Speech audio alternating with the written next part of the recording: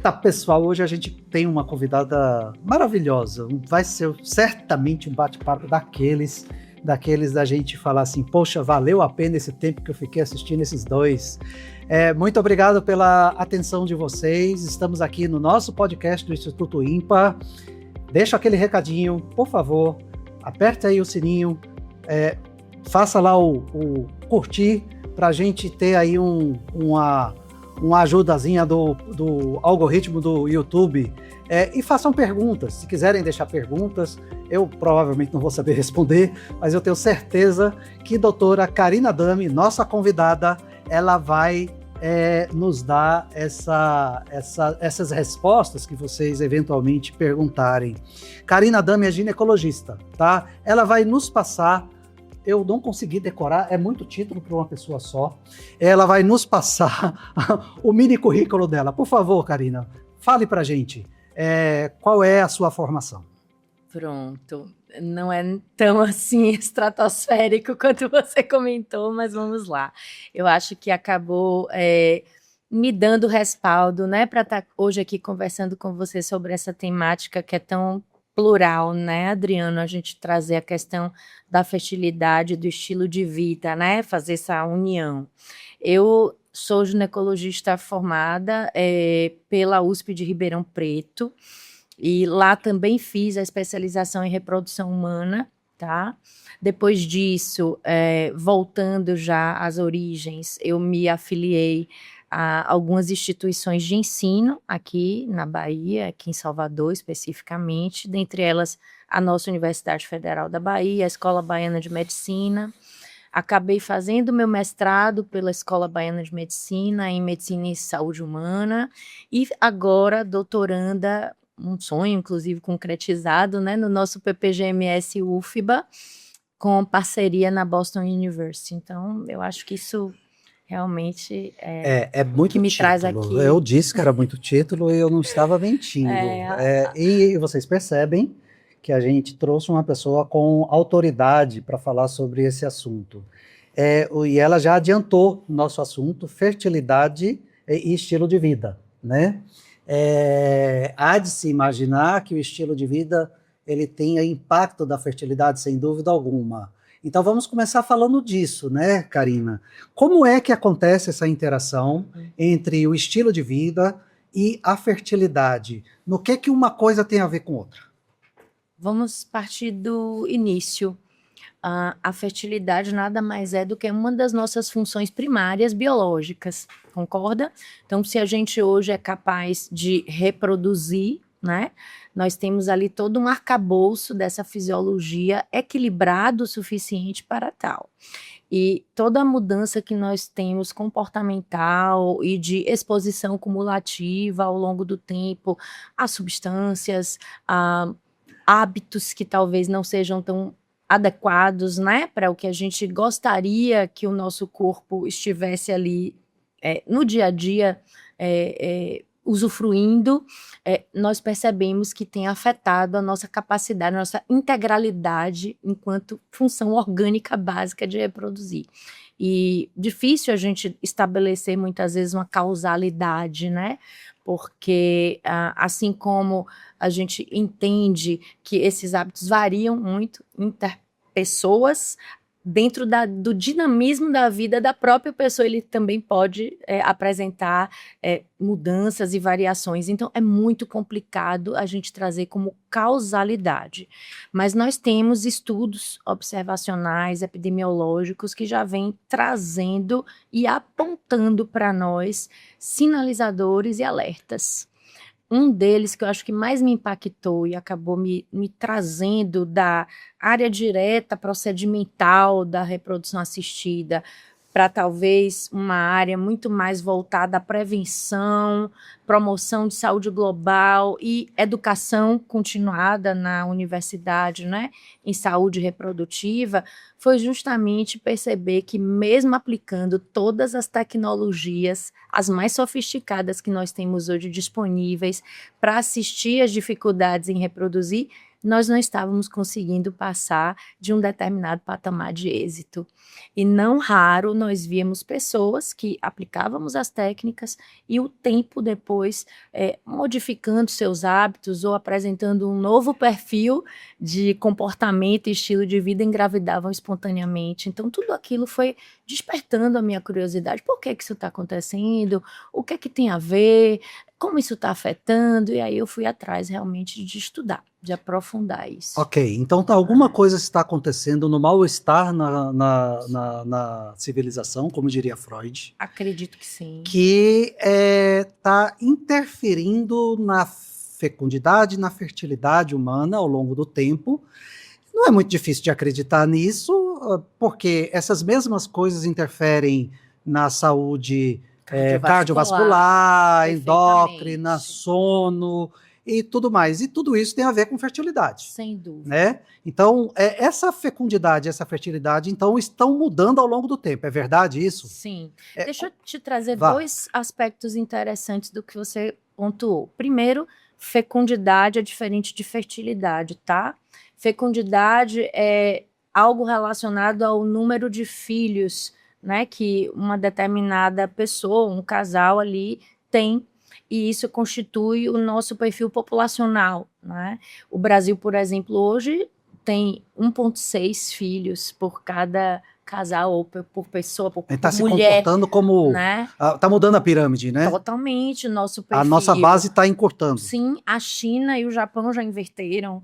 Tá? Já estão partindo, o Japão está abaixo de 1, Adriano, e isso afeta frontalmente um processo, inclusive, social e econômico. Claro, tá? A previdência vai lá para cima. Totalmente diferente a dinâmica econômica, mas não estou falando especificamente desse processo social e decisório que é a fecundidade. Sim.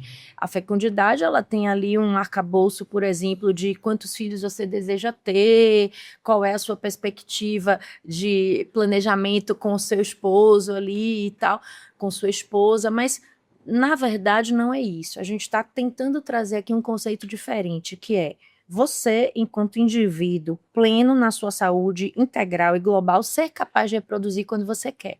E as pessoas não estão mais conseguindo isso. A gente tem aí uma taxa estimada de infertilidade no mundo que vem estável há um bom tempo em 15% e agora a gente já está vendo aumentar para 18%.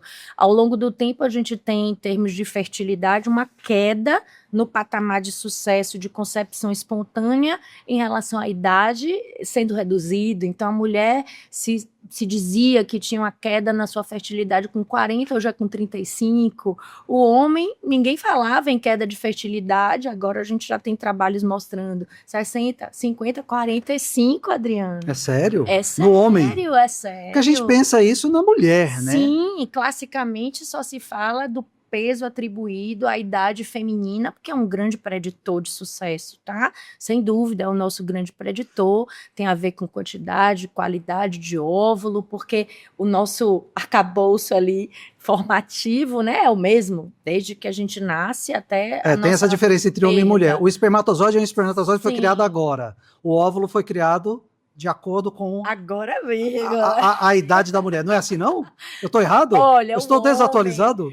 Não, o homem, ele tem uma capacidade, sim, de agora produzir. É modo de falar, não estou dizendo que foi agora, no último segundo. Claro, então vamos corrigir o modo de falar, porque assim, imagine que você tem aí um moto contínuo de produção espermática, todo dia você produz, tá? Sim. Novos espermatozoides, e tem um tempo de vida ali daquele espermatozoide de 120 dias. Sim. Mas o que nós estamos percebendo é uma queda. Para você ter uma ideia, a Organização Mundial de Saúde faz como se fosse um inventário mesmo populacional da fertilidade masculina para estabelecer parâmetros de normalidade do espermograma, que é um exame básico para analisar. E nós já percebemos uma mudança nos percentis. Antigamente se falava em 20 milhões, hoje o percentil 50 é 15 milhões de espermatozoides por ml. Então, não só está baixando a nossa capacidade em termos populacionais, mas também o próprio substrato de produção. Então, algo está ocorrendo. Nós estamos sendo afetados, sim, por um contexto que não é só meramente biológico. Tem alguma coisa afetando esse nosso funcionamento. Esse funcionamento básico. E por falar nisso, como como é que o estilo de vida ele impacta na fertilidade? Qual é esse mecanismo? Como é que isso funciona? É o quê? É hormonal? É o estresse do dia a dia? É só o estresse ou tem mais alguma coisa? O que está acontecendo? Olha só, nos O que está acontecendo e como está acontecendo? Sim. Os 3 grandes trabalhos populacionais que têm norteado hoje nossas recomendações, eles vêm de um consórcio que foi feito entre a Europa e as Américas, que é o estudo Presto. Eu tive contato exatamente com esses pesquisadores lá nos Estados Unidos, a Harvard University, junto com a Boston University, são epidemiologistas envolvidos no Presto. Nós temos também o Prepare, que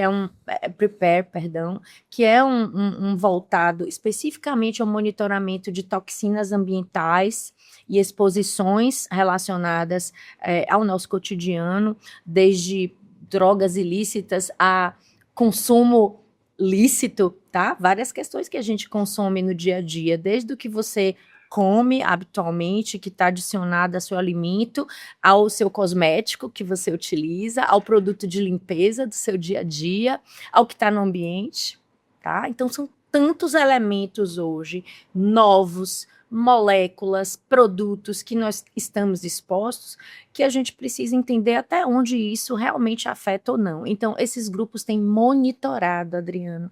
Existe hoje uma grande plataforma mundial chamada Reprotox, que reúne esses consórcios e vão sendo alimentados com dados, Big Data, tá? Para que a gente possa extrair um pouco dessas informações. O que é que interfere, o que é que não interfere, esse produto já tem alguma validação sobre isso, esse não, e assim vamos aprendendo, né, ao longo do tempo. E o outro estudo que eu acho que é importante citar é o Earth. Então, todos esses 3 estudos... Earth, de terra? Mostraram para a gente que temos, sim, uma correlação bem estabelecida com cigarro. Não é surpreendente, né? Não. A gente já tinha isso em mente, já tínhamos aí um impacto relacionado ao envelhecimento ovariano, a redução da reserva ovariana, tudo isso associado ao uso do tabaco. Mas o que é que esses trabalhos trouxeram? Que patamar, né? Quanto você pode fumar, não pode fumar, tolerância é 0, não é? Álcool, todo mundo acredita, álcool, tá, mas quanto? Então, esses trabalhos foram trazendo respostas mais pragmáticas. Então, o que é que afeta hoje a fertilidade masculina e feminina? O etilismo. Você aplica o CAGE e se o sujeito estiver dentro de um CAGE positivo e for etilista, afeta. E o consumo social? Infelizmente... Bêbado não vai conseguir transar, né? Tá, ok. Mas, assim, tem a ver com o funcionamento mesmo. Mesmo quando ele tá lúcido, ele não transa. Metabolismo mesmo, envolvimento hepático, todo o processo endócrino que é afetado nesse contexto do etilismo. A gente tem uma redução, assim, substancial na produção espermática do homem etilista. Tem essa relação direta, mas não há assim como você dizer para o sujeito não tome sua taça de vinho, não socialize. Sim. Porém, quando você vai para o aspecto de desfecho reprodutivo, aí a gente vai para o que afeta o bebê, a gestação, a tolerância é 0, ok? Entendi. Então vamos tentar passar aqui por um caminho da fertilidade, que é antes da gestação acontecer. O que é que afeta para o indivíduo conceber, tá? E com relação a café, também foi uma surpresa quando saíram esses trabalhos, né? Café acima de 250 ml dia, que seriam as 5 doses pequenininhas ali do cafezinho padrão, a gente estaria ali passando de um limite interessante em relação à fertilidade. Claro que tudo isso é um parâmetro que se estabelece estatístico epidemiológico, ok? Mas entra como recomendação. Você já orienta as pessoas a reduzirem esse consumo. Tá, vamos lá, deixa eu fazer uma pergunta interessante, que me ocorreu aqui agora. Vai falando. Uma coisa é você ser infértil, outra coisa é você não ter libido. Você pode ser infértil por não ter libido e não conseguir transar. Ou você pode transar e não conseguir fertilizar. Tá? Essas coisas todas diminuem o quê? Diminui a capacidade de produção de gametas e tal, como você falou, e pronto, e sim, o cara continua tendo relações sexuais, mas não consegue fertilidade, ou diminui simplesmente o interesse pela relação Não, sexual? seu primeiro comentário. O foco desses estudos é na capacidade de ser fértil, não necessariamente na sexualidade. Aí Sim. já é um outro recorte. Outra tá? coisa. Sim, sim. Tá. E que aspectos clínicos assim são importantes na avaliação da fertilidade? Pronto. Com relação à mulher, a gente tem hoje algumas ferramentas validadas para avaliar a chamada reserva ovariana, que são, por exemplo, o uso da contagem de folículo antral, que é uma ferramenta por imagem que você mensura os folículos entre 2 e 9 milímetros para quantificar ali qual seria o retrato do momento da vida fértil útil daquele ovário, da função ovariana daquela mulher. Nós temos o hormônio antimileriano, que era bastante controverso, mas ao longo do tempo ele se validou, se sedimentou. Me perdoe, ignorância pura. O que é esse hormônio? Pronto. É um dos hormônios que nós temos produzidos, tá certo? Pela nossa célula ovariana, mais especificamente células da granulosa, que representam ali de forma muito direta se você tem ou não óvulos disponíveis ou folículos ali predispostos a selecionar um óvulo que possa ser fertilizado. Então, o antimileriano vem entrando aí como uma ferramenta para a gente e, lógico, com toda uma análise crítica, porque utilizar exames pura e simplesmente de forma isolada é bastante ruidoso. A gente aplica isso ao contexto clínico.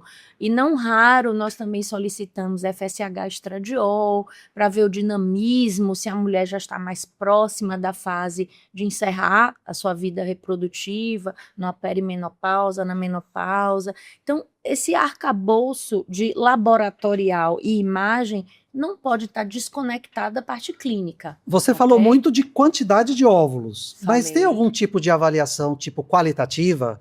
Não. Porque eventualmente o óvulo ele pode não ser tão funcional. Exato, e o maior preditor que nós ainda temos em literatura e na prática é a idade feminina mesmo, tá? Mas tem alguns trabalhos muito interessantes, Adriano, mostrando que estilo de vida, por exemplo, pode trazer esse patamar há cerca de 5 a 10 anos, a depender da condição de dose cumulativa, de efeito cumulativo e de influência em algumas patologias, como, por exemplo, obesidade, endometriose, tiroidite. Quando tudo isso vem junto num combo, você pode reduzir em quase 10 anos esse tempo útil de capacidade reprodutiva. É sério. E foi por tudo isso que eu fui atrás. Entende? Tá. Que interessante, né? Eu fico imaginando assim, vou filosofar, tá? Sim. Posso? Claro. Tá, se você soltar uma pessoa numa ilha deserta, sabe? Tem nada, Sim. é ele e a floresta, os animais e tal. Ele vai se alimentar de raízes, frutas, eventualmente, se ele não for vegetariano, um animal qualquer. Ele vai entrar em contato com a quantidade absurda de moléculas, todas naturais, não necessariamente inocentes. Né? Sim. Vamos colocar esse adendo. Sim, sim. Na civilização, você deve ter uma quantidade absurda de moléculas que você entra em contato. Você vai tomar um refrigerante, eventualmente um refrigerante com aditivos. Você vai comer uma porcariazinha qualquer no sanduíche. Então, assim, a quantidade de moléculas não naturais, não encontradas na natureza, é absurda. Claro que a indústria, seja alimentícia ou farmacêutica, ela é obrigada, até por órgãos governamentais que gerenciam isso, a fazer milhões de testes antes de colocar isso na rua. Tá. Mas a nossa dúvida é, esses testes todos são capazes de imaginar o impacto que isso tem em várias coisas não previstas, como, por exemplo, fertilidade, né? Até que ponto a Coca-Cola pode diminuir a fertilidade de uma pessoa, né? Filosofando. Sim, sim.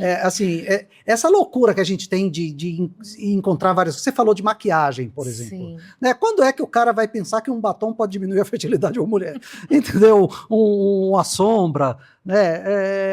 É meio louco isso, né? O nosso organismo é muito perfeito nesse sentido de conseguir lidar com todas essas exposições, né, Adriano? No passado, lá na ilha deserta, como você falou, o sujeito vai pegar lá um veneno, digamos assim, que ele desconheça, tá? Vai pôr na boca, o primeiro sinal de alerta vai ser o paladar, que de repente não vai propiciar que ele faça aquela ingesta. Então, o nosso organismo tem algumas sabedorias e algumas condições. Ancestrais. Sim, por que não dizer, né? Nós fomos formados nessa questão ancestral. Uma coisa epigenética, né? A gente tem modificado muito através desse contexto ambiental a própria genética, tá? Já vem algo aí nessa linha evolutiva também. Mas o que eu quero trazer não é nem o aspecto genético ou epigenético aplicado às mudanças genéticas, mas que nós temos uma capacidade de defesa orgânica muito acentuada. Mas existe um limite que não está estabelecido, ok? E o que esses estudos têm demonstrado é que, cumulativamente falando, nós estamos perecendo nisso, estamos falhando nisso. Então, há uma necessidade de alerta? Há. Nós precisamos comentar que, sim, se puder fazer escolhas mais conscientes, por que não? A pergunta é a reversa, porque, por exemplo, os estudos não mostram que se você tomar Coca-Cola, isso vai piorar a sua fertilidade. Não é feito dessa forma direta. Mas já tem trabalhos muito interessantes mostrando que o consumo exagerado, ou vamos chamar de acima, né, do desejável, como se fosse uma rotina de ultraprocessados, afeta sim o contexto da fertilidade. Então, se a gente puder já começar a modular, tá? Ninguém vai ser, digamos assim, radical, porque nós estamos inseridos num mundo, num contexto que nos exige ali fazer algumas escolhas cotidianas que nem sempre são possíveis. Os nutricionistas, os entendidos, nutrólogos, eles dizem que o alimento, quanto mais próximo do natural, melhor, né? Quanto menos aditivos ele tiver, sem dúvida, ele vai ser melhor, né? Ao invés de comer o nugget de frango industrializado, como frango. Ao invés de comer o floco de arroz, como arroz, e assim por diante. Então, vai muito nessa lógica, né? Porque a gente não pode ser inocente e achar que essas coisas que são tipicamente... porque não é uma questão de natureza ideológica isso que eu estou falando, tá? Porque tem gente que fala assim, não, os produtos químicos, como se a natureza não tivesse produtos químicos, né? Como se química fosse aquilo que fizesse em laboratório. Sim. Químico é tudo que é químico, é tudo qualquer molécula. Isso não interessa. O que vem da natureza é santo. Santo coisa nenhuma. Vai tomar... A estricnina é natural, cara. A estricnina é feita em laboratório. Tanto abuso dessa questão do natural também afetando as Antônio Ricardo fez aqui... excesso de chá, por exemplo. Pois Antônio Ricardo falou sobre isso aqui no nosso podcast. Isso também é negativo. Como substâncias milenares, como o chá verde, né, podem ser hepatotóxicas, né? Porque o que acontece? Mudou-se o uso. Ele fala muito, se você tomar o chá não vai acontecer nada. O problema é que o pessoal encapsulou a planta. Sim. E aí a concentração da toxina ali dentro é muito maior, né? E essas mudanças que a gente... Eu costumo dizer que a primeira grande mudança que a gente fez na alimentação do ser humano foi descobrir a cana-de-açúcar. Porque estudos dizem que antes da Idade Moderna, depois da da descoberta da cana-de-açúcar, o ser humano come 300 vezes mais açúcar do que eu comia antes dela. Ou seja, é um aumento exponencial, absurdo. O nosso organismo, nós que saímos agora há pouco lá daquele Neandertal, né? A gente foi talhado para um tipo de interação com alimentos tipicamente natural. Exatamente. Né? Aí você chega ali e pega uma coisa que, inclusive, é natural, né? A glicose, né? A sacarose, melhor dizendo, e aumenta para 300 vezes mais, isso certamente vai cobrar um preço. Vou te dar um spoiler, assim, não é especificamente da fertilidade, mas um dos dados do nosso estudo exploratório demonstrou que um gene que nós estudamos, polimórfico, tá? Relacionado ao metabolismo da tireoide, que tem tudo a ver com tudo que nós estamos conversando aqui, ele tem uma associação maior com o abortamento, por exemplo. Então, há algo aí que vem se modificando e que vem rebaixando a nossa capacidade de procriar e de reproduzir de forma ideal, talvez como um mecanismo, inclusive, de defesa ou de interpretação desse meio ambiente. Será que está saudável eu procriar? Tem algo aí sendo interpretado pelo nosso organismo? Existe uma sabedoria por trás disso, né? Nós estamos interpretando, mas ela está acontecendo, né? E uma outra coisa que eu queria comentar, que você disse assim, ancestralidade e tal.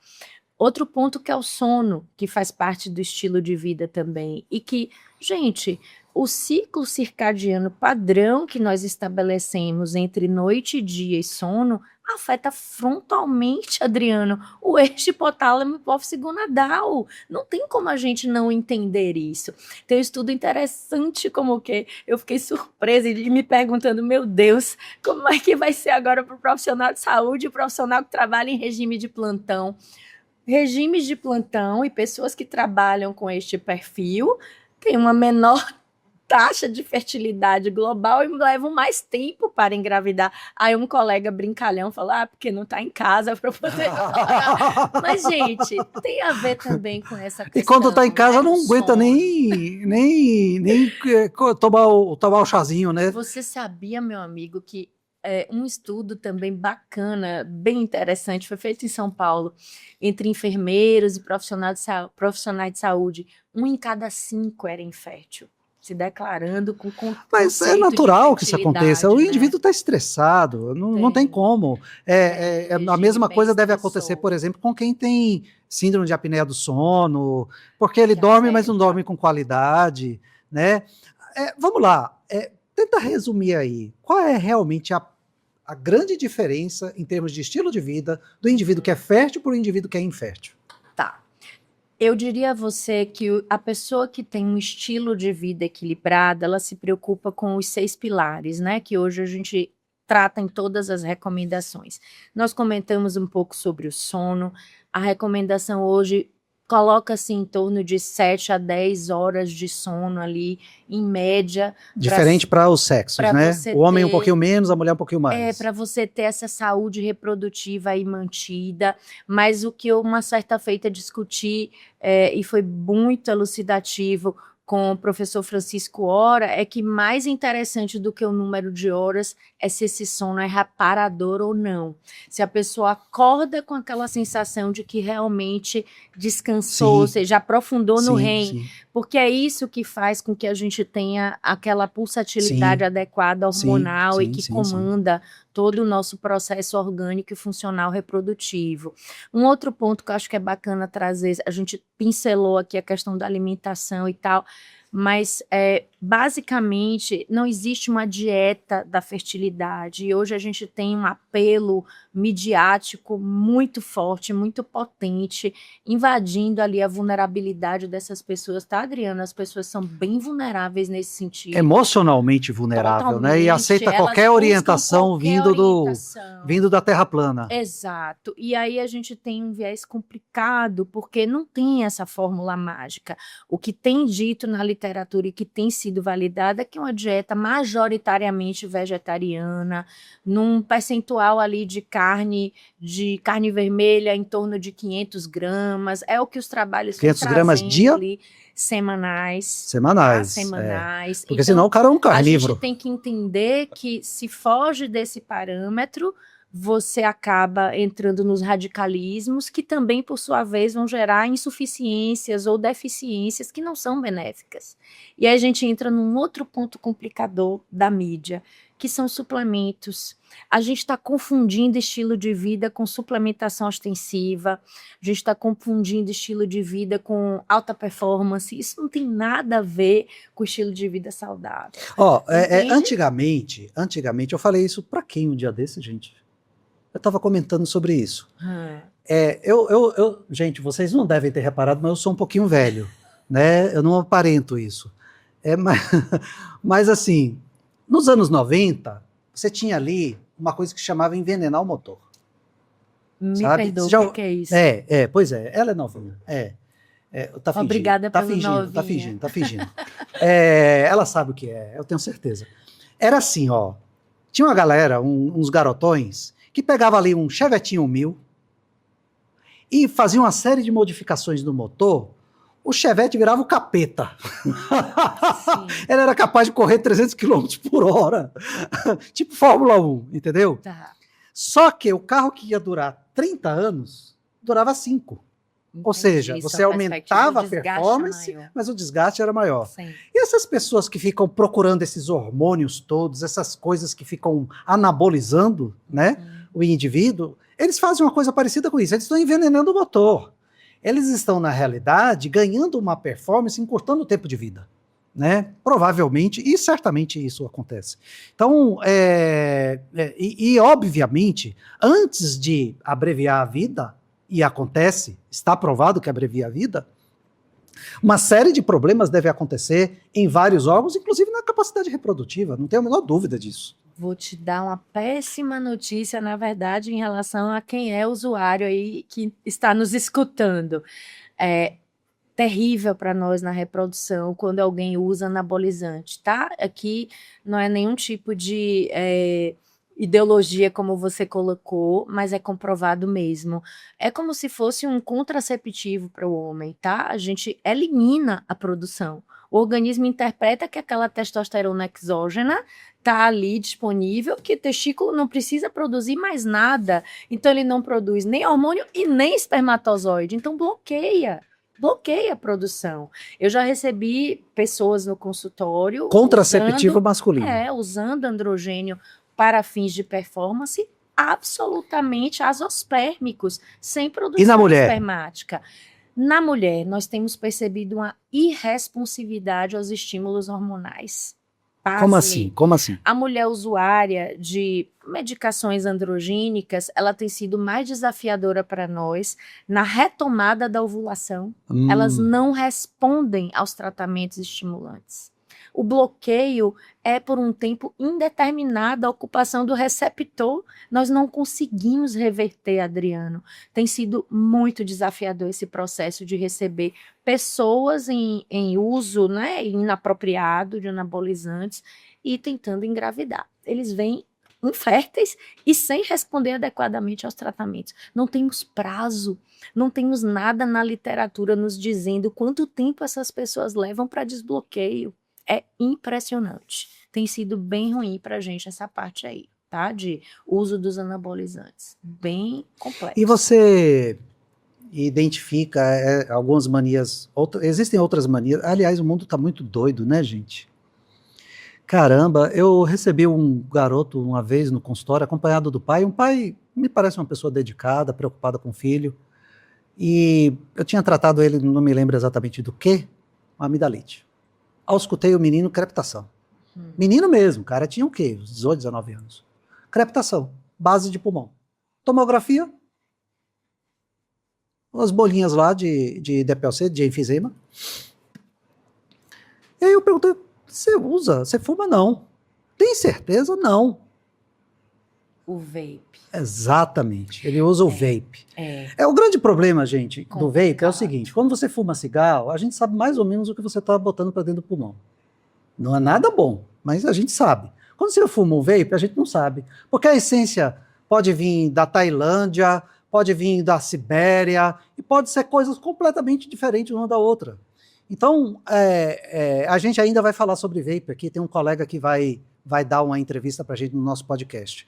Então, assim, o vape, existe algum estudo mostrando que o vape influencia na fertilidade? Não tenho esse dado, Adriano, até porque o consumo do vape está mais recente, né? Mas aí eu posso só fazer uma inferência, assim, de plausibilidade biológica. Com toda a licença... cigarro, né? Com toda a licença poética. Com a licença poética. Se com cigarro a gente está vendo, que dirá com o vape, que segundo eu compreendi de algumas informações, ele tem uma potência 10 vezes maior. De nicotina, é verdade. Então, eu acredito que a gente vai ter aí uma consequência negativa nesse sentido, sim.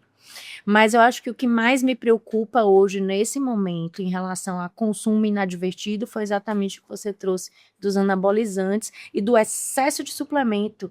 Porque às vezes a pessoa pensa assim, não vai me fazer mal, é uma vitamina, é um aminoácido, enfim, é uma proteína extra, porque eu estou malhando.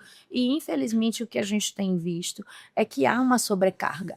Porque quase todos esses produtos, eles têm uma curva em U, ok? Então, você tem ali uma margem de deficiência que pode estar sendo reposta, você otimiza, e depois, se a pessoa passa muito tempo utilizando aquilo sem uma vigilância médica, Cria uma sem uma insensibilidade, né? indicação, não, pior, você entra num patamar de excesso que é prejudicial. E a gente tem visto isso, tá? E tem algum suplemento desse que é pior do que o outro, que vocês já tenham identificado? Então, É porque tem outro, eu costumo dizer que é tudo sigla, né? BCAA, WZA, XYZ. o maior O cara não engole desafio, comprimido, ele engole siglas.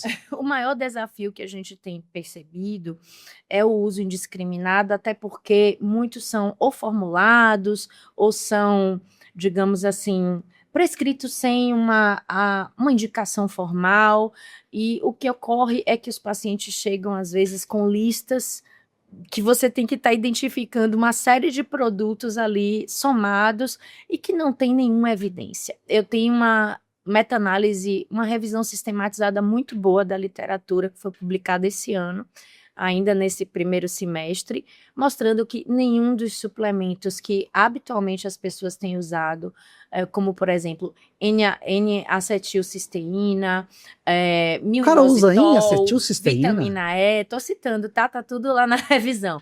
Vitamina, eu comentei a vitamina E, vitamina D, que também foi um boom na época da Covid, você lembra? Então, nada disso a gente tem sistematizado na literatura de ser algo com a necessidade de você suplementar visando a fertilidade, entende, Adriano? Entendi. Então, existem aí muitas especulações, alguns trabalhos com desfechos intermediários, falando sobre, por exemplo, qualidade de óvulo e desempenho de fertilidade em laboratório in vitro. Aí é um outro contexto, é um outro universo que a gente está falando, que está tentando fazer associação com esse ou aquele uso de suplemento, mas nada do que está sendo feito aí fora. Eu recebo na universidade, na consultoria do programa público que nós temos lá, pessoas às vezes humildes, com recursos menores, limitados, com receitas absurdas, caríssimas. Então, não tem sentido algum isso, essas pessoas estão sendo exploradas. E quando é aquele nome de coisas, tudo em latim, de planta, de espécie de planta? Gente, eu vi uma receita uma vez, o cara internou para mim, eu era sobreaviso de clínica médica do hospital onde eu trabalho, hoje eu só faço sobreaviso de infectologia. Na época eu fazia os dois. E o paciente internou para mim, trombose de veia porta. Paciente jovem. Cara jovem, ele não tinha fator de risco nenhum para fazer uma trombose de veia porta. Gente, esse cara fez um antecedente familiar, nada que chamasse tua atenção. Nada, não tinha distúrbio de coagulação, coisa nenhuma. Então. Aí eu falei assim, que eu vou para o ortomolecular. No médico ortomolecular. Gente, é uma incongruência. Ou é médico ou é ortomolecular, porque o ortomolecular não é médico, né? Vamos combinar. Não existe essa especialidade. Exato. As pessoas precisam ser convencidas disso. Eu fui para o ortomolecular e ele me deu essa receita. Quando eu olho a receita, parecia a receita de bruxa, sabe? Aquela coisa assim, pena de morcego, né? Pena de morcego australiano preto, unha de barata azul da Tailândia, sabe? Eram várias plantas, vários nomes em latim. Eu falei, gente, não é possível que alguém engula tanta substância sistematicamente e em algum momento não vai apresentar algum problema. Vou te trazer um aspecto também que eu acho que é importante conceituar. Mais um problema de misturar aí estilo de vida com o que é hoje alternativo. Vamos chamar no arcabouço alternativo a nossa medicina tradicional. Eu gosto de doutor Paraná quando ele fala assim, se você entrar num avião, você gostaria que o seu piloto fosse um piloto clássico ou um alternativo? Pois é. Então, você vai entrar no consultório do médico, o médico alternativo. É de lascar, né? O Paraná nos trouxe uma perspectiva muito boa num projeto que nós desenvolvemos de educação da rede chamado MEViver, pela CESAB, e ele foi o primeiro a dar aula, tá? Num convite parecido com essa estrutura tua. E ele trouxe, né, todas essas questões. E uma das coisas que mais me chamou a atenção foi o percentual de contaminação de suplementos vendidos com, inclusive, aprovação da Anvisa, Sim. em torno de 25% de contaminação, Adriano, incluindo hormônios, tá? Então, como é que isso não afeta a nossa condição de estrutura fisiológica para a fertilidade, Sim. possivelmente tem influência negativa. Agora, o que é que eu quero te trazer ainda nessa perspectiva do alternativo, né? Nós temos algo voltado à medicina funcional, medicina psicossomática, práticas integrativas do cuidado, várias coisas sendo colocadas aí enquanto vias ou linhas de estilo de vida que não são estilo de vida, ok?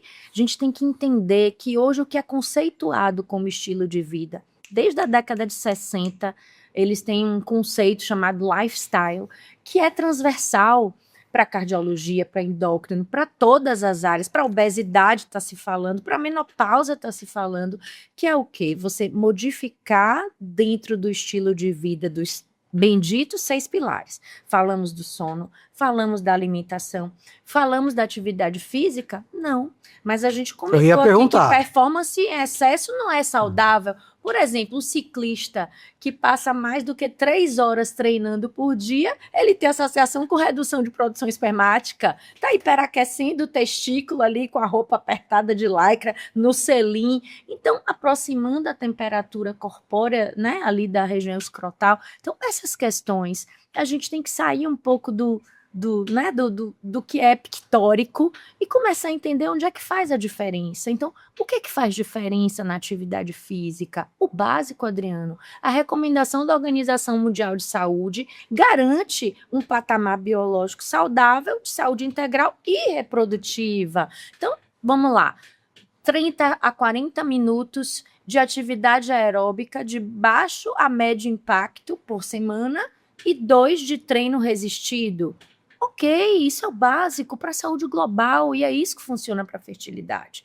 Se você exagera, você entra no contrário, você pode bloquear o eixo. Sem dúvida alguma, a atividade física é um grande remédio. Agora, se você exagera na dose, vai entrar no veneno. Claro, vai entrar no veneno. Claro. Sim, continue. Outro aspecto, a questão da gestão do estresse, tá?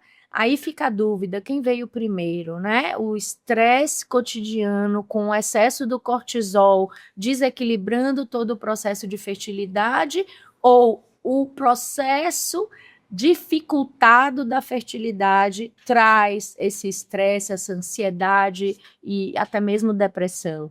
Já tem clareza para nós na área reprodutiva de que populações inférteis sofrem mais de ansiedade e depressão. Mas o que trago aqui é a possibilidade de você ser um bom gestor do estresse no seu cotidiano, reduzido esse patamar de cortisol cotidiano, lhe tornar mais fértil do que quem não faz. Você entende o que eu estou trazendo? Entendi. Então, tem realmente trabalhos bacanas chegando sobre isso. Tem alguns de intervenção, por exemplo, a aplicação do mindfulness, ok? Sim. Mostrando diferença entre as populações, entre tempo de chegada da gestação, ou seja, tempo para gestar, né? E esse patamar de fertilidade. Porque para nós, um dos grandes indicadores é o tempo que você leva para conseguir. Só para esclarecer, algumas pessoas não sabem o que significa mindfulness. Por favor, explique para a gente. É atenção plena. É a forma mais fácil da gente falar sobre o tema. É a pausa que você dá cotidiana para que você ali, naquele momento, tenha a possibilidade de parar e verificar a sua respiração, por exemplo, é uma técnica, focar num determinado momento ali da sua vida, eu vou me alimentar agora. Foque ali na sua alimentação, na sua refeição, na sua mastigação. É você se permitir... Larga o celular, criatura. Desacelerar e poder estar ali dedicado eu pratiquei Kung Fu durante um tempo. Eu pratiquei Kung Fu e na academia que eu praticava, a gente aprendia não só a marcialidade em si, mas toda a filosofia em volta da prática chinesa, né, oriental. E uma das coisas que a gente fazia era meditação. A gente fazia muito zazen, né, que é uma meditação ligada ao budismo japonês. Eu me lembro que o professor, ele falava muito do mindfulness como uma forma de você fazer meditação sem ter que parar para fazer a meditação, né? Ou Exatamente. seja, você meditar estando ali ainda funcional, participando socialmente das coisas. Perfeito. Que é uma coisa interessante, porque não tem impacto na sua rotina se você fizer isso. Exatamente. Né? É você permitir-se que naquele momento ali você foque naquele momento, naquela questão. Então, pessoas que fazem isso e que têm essa prática, seja ela cotidiana ou até mesmo sistematizada numa intervenção, como foram os estudos, você vê diferença. Então, por que não?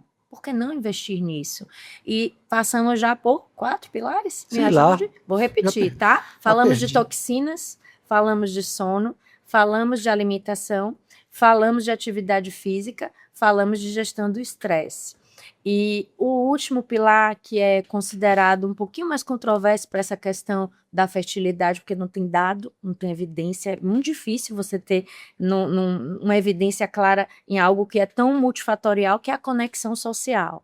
Né? Ou seja, como você tem ali uma retaguarda com sua parceria, com sua família, com seus amigos, como é que está essa sua capacidade hoje, com a conectividade virtual, as pessoas estão virtualizando a vida. Se virtualizar, aí vai para o negativo. Por quê? Porque faz o excesso de tela, e ao que parece a gente tem aqui uma negatividade nisso, já foi, né?